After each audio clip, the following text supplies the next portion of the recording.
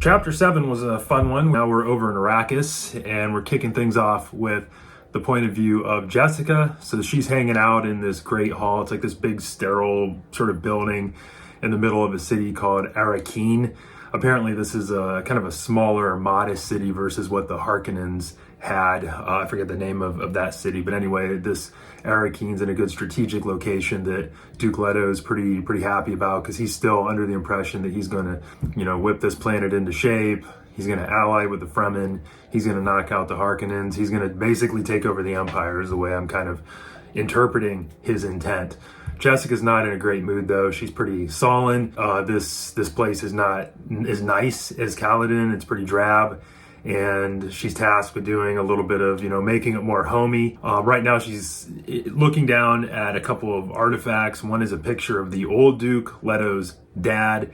And then there's also this head of a bull that's supposed to be like mounted on a wall. And she's looking at these things, just wondering, why are things not going so great?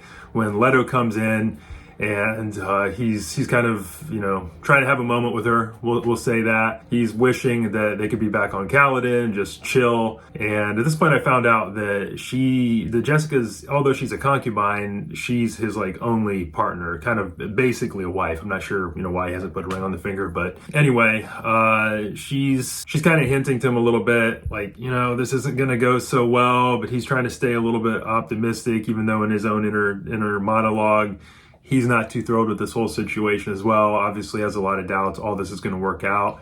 He does tell Jessica that Thufir Hawat, who is one of these like mentats, they're like assassin type folks. I forgot what those were in my last video.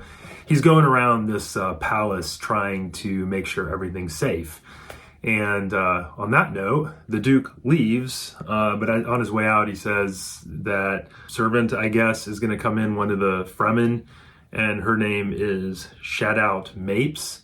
And I don't know, she's going to help Jessica out with some things. So Duke leaves, Mapes comes in, kind of an elderly lady, got the blue eyes, been sniffing the spice like all the Fremen do, because they're living on the planet full of spice. And Jessica kind of perceives something odd. It seems like there's some danger right now. And Mapes comes over and starts having a little bit of a dialogue about this person called the One. There's some sort of prophecy in the Bene Gesserit related to Arrakis. Well, there's going to be this one that comes, and they're fancy and stuff. I don't know yet what all that means. But if Jessica's not the one, as Mapes doing all this fishing, Mapes is going to kill Jessica. And Jessica notices the Mapes has this sort of white knife, and it's called a Crysknife. Basically, I'm pretty sure it is a tooth of one of the sandworms.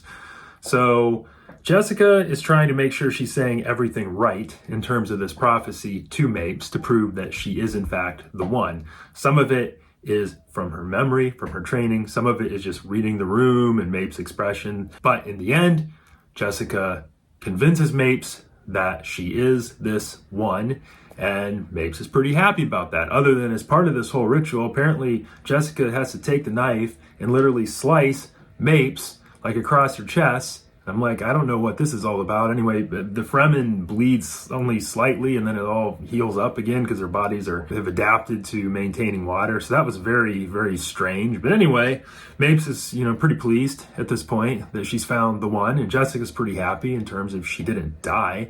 Mapes then is tasked with hanging up the buffalo head and the picture of the old Duke in the dining room. And we also find out that old Duke, if I read this right, was actually killed by that Freeman. I forget if I said buffalo, but the bull's head, or some beast. Anyway, he died by an animal. So these lovely decorations are going up in the dining hall. Jessica is, just trying to adapt to this whole new planet. We also hear that Paul's hanging out with Yua. He's the evil doctor who's going to betray everybody. So I don't know what Paul's hanging out with him for, but some sort of training or whatnot. Anyway, that is chapter 7. I'm very happy that we are now actually on Arrakis. Things are starting to heat up a little bit, and we will see what happens next. Until then, if you want to keep following along in this read along, again, this is the first time I've ever read Dune. I have seen the movies, but now things are starting to deviate a little bit in the book, which is exciting. But yeah, if you want to follow along, like, subscribe, hit the notification bell, and I'll talk to you next time. Bye-bye.